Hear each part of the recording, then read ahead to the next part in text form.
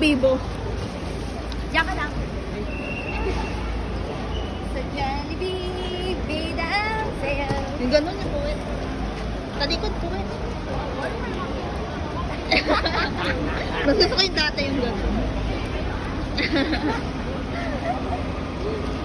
Oh, ang ganda ng flowers. Violet. Naghanap talaga ng purple.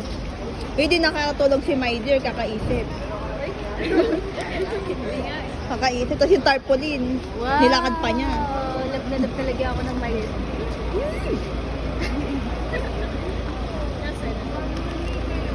Thank you so much. I feel Diyos ang Diyosa. Ay. I'm Diyosa ba? Nabidyo I mo kami feel- kanina.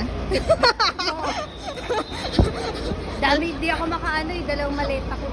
Sabi ko, no, paano mo sinakay doon sa... Dapat nga sinakay, sabi kasi yung ano, madali lang daw kami isang way lang. Hindi ka doon sa naiya, 10. Di mo alam sa mag-e-expect kayo, di magkikita niyo. Dito? Dito, Clark, isa lang exit. Doon, napaka-crowded Oo, doon. di ba crowded? Naguluhan ako. Kaya sabi ko, nasa si Bobo. Tagal ko nag-antay. Tapos siya pa unang nakakita sa akin. Nag-videohan kami. Yung nagbibideo, nakuhanan siya na binibideo ko. Siya, nabidyo ko siya, kakahanap niya.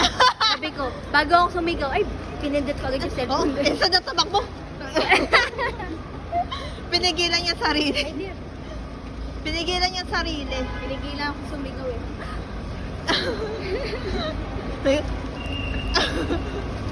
Tapos binuhat ko. Isang Uy, buhat para magka-height na tayo, my dear. Uy, ano, lumiit ako. Tumangkad ako. Ay, nakala ko lumiit ako.